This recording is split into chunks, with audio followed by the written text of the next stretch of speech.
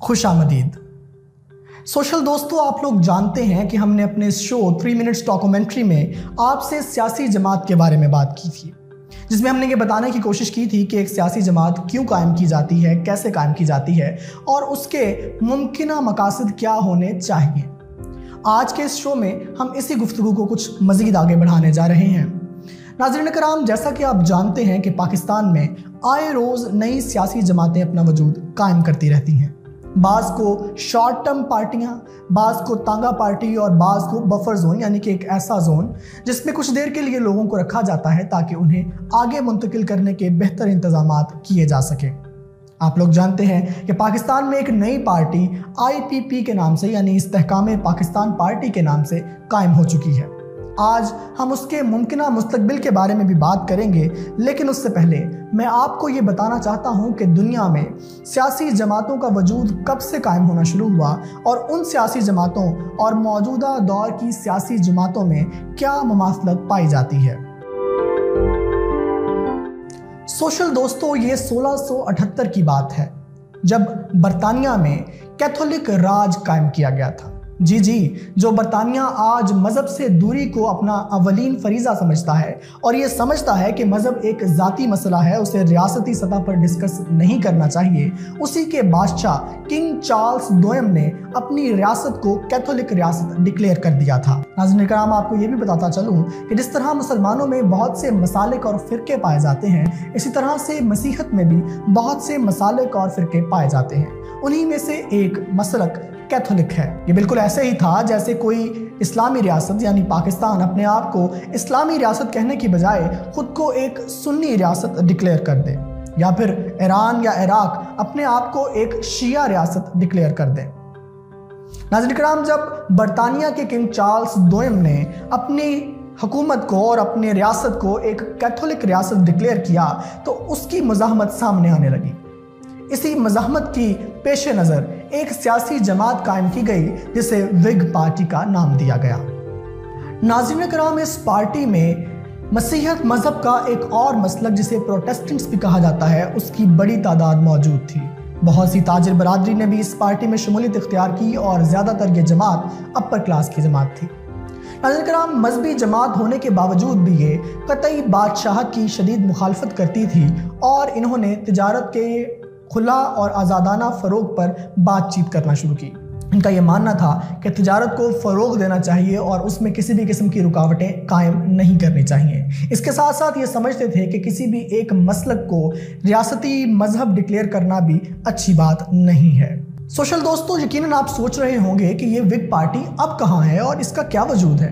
तो आपको बताना चलूँ कि यही विग पार्टी 18वीं और 19वीं सदी में लिबरल पार्टी के नाम से जानी जाने लगी। यानी कि जो आज लिबरल पार्टी बरतानिया में मौजूद है, ये बेसिकली उसी विग पार्टी के लोगों पर मुश्तमिल है या उसी नज़रिए को लेकर आगे चल रही है। विग पार्टी के इस मंशूर को आगे लेकर चलने और करीबन 400 साल तक इस पार्टी को लेकर चलने से आपको अंदाज़ा हो जाएगा कि एक सियासी निज़ाम में, एक रियासती निज़ाम में सियासी पार्टी की ज़रूरत किस कदर ज़्यादा होती है। पहले वक्तों में तो सियासी पार्टियों की बजाय सियासी ग्रोह बंदियाँ की जाती थीं, यानी बादशाह के मद्दे मुकाबिल जो लोग रियासत के अंदर मौजूद होते थे वो बग़ैर अपना नाम ज़ाहिर किए, बग़ैर अपने अज़ाइम को ज़ाहिर किए वो एक सियासी ग्रोह तश्कील देते थे जिसके ज़रिए वो बादशाह का तख्ता उलट सकते थे। लेकिन जदीद दुनिया में इसको एक नया ढंग दिया गया और अपने नज़रियात और अपने अकायद को बिलअमूम खुल्लम खुल्ला बयान करने का एक रिवाज कायम किया गया। यही लिबरल पार्टी, जो किसी दौर में विग पार्टी भी कहलाया करती थी, उसने अपना वजूद आज तक कायम किया हुआ है और बरतानिया की कानून साजी में अपना अहम किरदार अदा कर रही है। यकीनन इस पार्टी पर बहुत से मुश्किल वक्त भी आए होंगे, लेकिन बुनियादी और तंजीमी ढांचा कायम रहने की वजह से ये पार्टी आज भी मौजूद है। जैसा कि हमने आपसे बरतानिया की बात की, इसी तरह अमेरिका की बात करना भी बहुत ज़रूरी है। जैसा कि आप जानते हैं कि ये वो दो ममालिक हैं जहां से साइंसी तरक्की का आगाज़ हुआ, तो इनका मुआशी और सियासी निज़ाम क्या है ये हमारे लिए जानना बहुत ज़रूरी है, क्योंकि हम ऐसी रियासतों के बारे में जाने बगैर खुद अपने आप को तरक्की की राह पर गामज़न करने में कामयाब शायद ना हो पाएँ। सोशल दोस्तों, अमेरिका में जॉन एडम्स और अलेक्जेंडर हैमिल्टन की क़यादत में 1790 में पहली सियासी पार्टी फेडरलिस्ट पार्टी के नाम से कायम की गई। ये पार्टी इंडस्ट्री के फ़रोग पर यकीन रखती थी और ये चाहती थी कि जिस तरह बरतानिया में इंडस्ट्री लगाई जा रही है उसी तरह से अमेरिका में भी इंडस्ट्री लगाई जाए। इनका यह भी कहना था कि हमें उन तमाम ममालिक से अच्छे और बेहतर ताल्लुकात कायम करने चाहिए जो इंडस्ट्री फ़रोग दे सकते हैं। नाज़रीन किराम, जैसा कि आप जानते हैं कि अमेरिका और रशिया आपस में बहुत तवील जंग में लगे हुए हैं। एक सर जंग है, वो काफ़ी अरसे से चलती हुई आ रही है।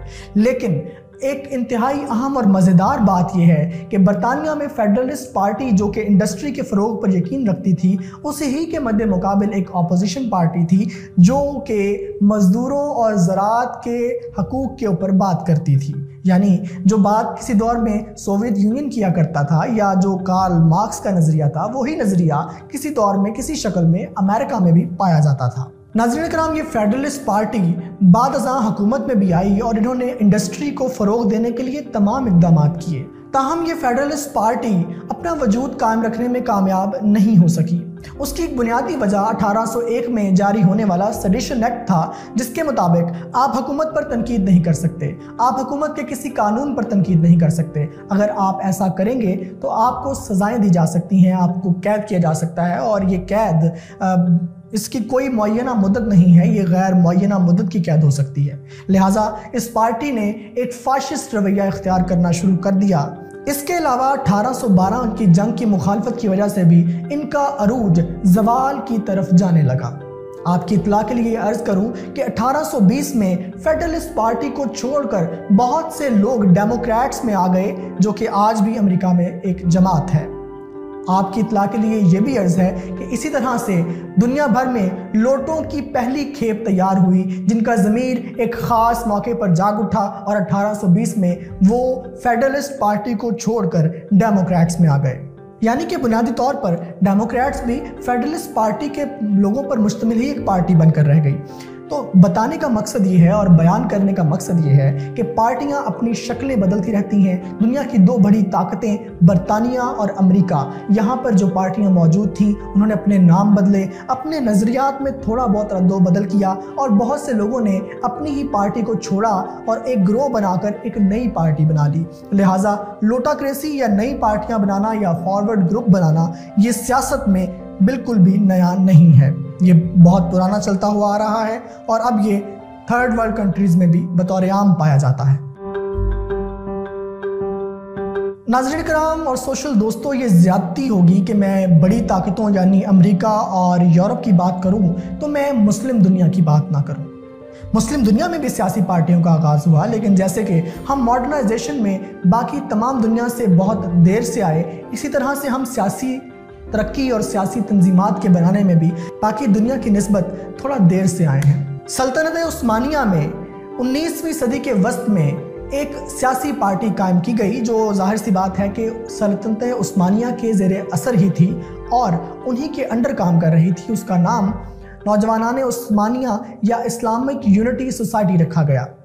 ये वो दौर था जब बरतानिया से मुतासिर होकर या यूरोप से मुतासिर होकर सल्तनत उस्मानिया भी अपनी रियासत में और अपने कवानीन में बहुत बुनियादी तब्दीलियां कर रहे थे। सियासी निज़ाम बदला जा रहा था, सियासी पार्टियों को जगह दी जा रही थी, बहुत से नए कवानीन नाफिज किए जा रहे थे, पुलिस का नया निज़ाम मुतारिफ करवाया जा रहा था। इसी तरह अदालती निज़ाम को भी यूरोप के ताबे करने की या यूरोप जैसा बनाने की कोशिश की जा रही थी। इसी कोशिश के तहत 1869 में एक सिविल कोड भी जारी किया गया, जिसके तहत अवाम को उनके बुनियादी हकूक़ फराहम करने की बात की गई। लेकिन जैसा कि मैंने बताया कि हम बाकी दुनिया से कुछ देर से यहाँ आते हैं, हम मॉडर्नाइजेशन की तरफ थोड़ा देर से आते हैं, लिहाजा हमें ये मॉडर्नाइजेशन करने में इतनी देर हो गई कि सल्तनत उस्मानिया अपना बुनियादी ढांचा खो चुकी थी और इसी ढांचा खोने की वजह से बाद में ये टूट गई। इस सारी गुफ्तगू को आप तक पहुंचाने का एक तो मकसद ये था कि आपको सियासी पार्टियों की एक तारीख का पता चल जाए और आपको ये पता चले कि नई सियासी पार्टियां बनना, लोगों का एक पार्टी को छोड़कर दूसरी पार्टी में जाना और नाकाम सियासी इत्तेहाद होना, ये कोई बुरी या कोई नई बात नहीं है, ये बहुत देर से चलता हुआ आ रहा है। इसी तनाजुर में हम अब इस्तेकाम पाकिस्तान पार्टी की बात करेंगे, लेकिन उससे पहले मैं एक दफ़ा फिर से दोहराता चलूँ कि एक सियासी पार्टी के मकासद या उसका ढांचा या उसकी ज़रूरत क्या होनी चाहिए। नंबर एक सियासी पार्टी वो किसी मखसूस तबके की, एक बड़े तबके की नुमाइंदगी करती हो जो उस सियासत में पाया जाता हो, वो पॉलिसी फॉर्मेशन में अपना किरदार अदा करती हो, उसे गवर्नेंस के कवानीन और असूल का पता हो, वो पॉलिटिकल कंपटीशन में हिस्सा लेती हो, वो लोगों की पॉलिटिकल एजुकेशन कर सके, लोगों को इस बात का एहसास दिला सके कि सियासत में हिस्सा लेना, वोट डालना, जमहूरियत की बात करना या सियासी निज़ाम के बेहतर होने की बात करना हर शख्स को क्यों ज़रूरी है। जैसा कि आप लोग जानते हैं कि इस्तेकाम पाकिस्तान पार्टी जहांगीर तरीन साहब की सरपरस्ती में बनाई गई है और उसमें तमाम वो लोग हैं जो पीटीआई छोड़कर आईपीपी में आए हैं। अब उसकी पहली बात तो ये है एक सियासी पार्टी की कि क्या वो किसी मखसूस तबके को रिप्रेजेंट करती है, क्या अवामी किसी हलके को रिप्रेजेंट करती है, क्या अवाम का कोई हलका, कोई हिस्सा, कोई ग्रोह उनके साथ जुड़ा हुआ है। तो अभी तक तो जो सिचुएशन नज़र आती है वो यही है कि उनके साथ अवामी ग्रोह तो इतना बड़ा मौजूद नहीं है, अलबत्ता एक सियासी ग्रोह है जो किसी और पार्टी को छोड़कर उनकी पार्टी में आ गया है। कुछ लोग ये कह रहे हैं कि ये एक बफर जोन है या शॉर्ट टर्म पार्टी है जो सिर्फ 2023 या आइंदा आने वाले इलेक्शन के लिए बनाया गया है।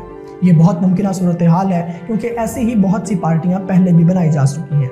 अगर उनका मैं नाम लेना शुरू करूं तो शायद अभी इस शो में वक्त कम पड़ जाए। एक नाम जो मैं लेना चाहूँगा वो शायद पीएसपी है, पाक सरजमीन पार्टी, जो बहुत शॉर्ट टर्म के लिए बनाई गई और बाद में दोबारा से एमक्यूएम में जम कर दी गई। उसको बनाने का बुनियादी मकसद एमक्यूएम को ख़त्म करना था जो वक्ती तौर पर हासिल कर लिया गया। जब एमक्यूएम डार्क लॉर्ड्स के ताबे हो गई तो उसके बाद उन्हें दोबारा से एमक्यूएम में शामिल कर दिया गया। तो देखा ये गया और बात से ये पता चला कि ये शॉर्ट टर्म पार्टी भी हो सकती है, ये किसी की रिप्रेजेंटेशन नहीं कर रही, ये उन्हीं की रिप्रेजेंटेशन कर रही है जो अपनी रिप्रेजेंटेशन खास तौर पर करवाना जानते हैं। नंबर 2 बात, क्या वो पॉलिटिकल कंपटीशन में हिस्सा ले रही है? तो यकीनी तौर पर वो इलेक्शन में अब तो हिस्सा ले रहे हैं, अगले इलेक्शन में वो कहाँ होंगे, किस सूरत हाल में होंगे, इसके बारे में कुछ नहीं कहा जा सकता। पॉलिसी फॉर्मेशन में हिस्सा ले रहे हैं तो यकीनन वो पॉलिसी फॉर्म वही तो कर रहे हैं, वही तो कह रहे हैं कि 9 मई के वाक़यात की हम शदीद मज़म्मत करते हैं और हम जो है अब इस सियासी सफ़ को आगे नहीं लेकर चल सकते। तो उन्होंने पॉलिसी फॉर्मेशन तो कर दी है। क्या वो लोगों को पॉलिटिकली एजुकेट कर रही है? तो ये हम जानते हैं कि जहांगीर तरीन साहब की पॉलिटिकल से अभी तक पाकिस्तान की आवाम में मौजूद नहीं है। अगर होती तो अभी तक कोई ना कोई जलसा, कोई ना कोई ऐसा बड़ा इज्तिमा वो कर चुके होते जिसमें वो पॉलिटिकली लोगों को एजुकेट करते और लोगों को घरों से निकालते कि वो आएँ और आईपीपी को वोट दें। तो ऐसी सूरत हाल फिलहाल तक तो नज़र नहीं आ रही। इसके अलावा एक और बड़ा अहम फैक्टर है जो आपसे जिक्र करना बहुत ज़रूरी है, वो ये है कि जब भी कोई प्रोजेक्ट लॉन्च किया जाता है, प्रोजेक्ट आईपीपी या प्रोजेक्ट पीटीआई, तो देखा ही जाता है कि जो उसका सरबराह है या उसके अंदर जो मौजूद लीडरान हैं जो बिल्कुल उसी के नज़रिए पर चलेंगे और जब तक पार्टी या उनकी ज़िंदगी है वो उसी पार्टी के साथ रहेंगे, उनकी एज क्या है। तो इस वक्त जो भी लोग आईपीपी में शामिल किए गए हैं या जो लोग बिल्कुल मेन स्ट्रीम पर हैं, वो लगता नहीं है कि उनकी वो एज है कि उनसे कोई लॉन्ग टर्म काम लिया जा सकता हो। ये वो लोग हैं जिनसे शायद शॉर्ट टर्म काम लिया जाएगा और बाद इनको किसी और पार्टी में जम कर दिया जाएगा या किसी और मकासद के लिए इस्तेमाल कर लिया जाएगा। तो आईपीपी कोई लॉन्ग टर्म पार्टी बनती हुई नज़र नहीं आ रही। ऐसी कई पार्टियां हैं जो भुट्टो साहब के दौर में 11 सितारे, 9 सितारे, इस तरह से कई तंजीमात चलती हुई आई हैं, लेकिन आईपीपी का एज सच लॉन्ग टर्म मुस्तकबिल नज़र नहीं आ रहा। एक शॉर्ट टर्म मुस्तकबिल है जो इस सियासी महाज को सर करने के लिए इमरान खान, प्रोजेक्ट इमरान खान को खुद बनाकर खुद फेल करने के लिए लॉन्च किया गया है और अब देखें इसका क्या मुस्तकबिल होता है। बहरहाल फिल वक्त आईपीपी सियासी जमात में से एक पॉइंट पर सिर्फ पूरा उतर रही है और वो है पॉलिटिकल कंपटीशन।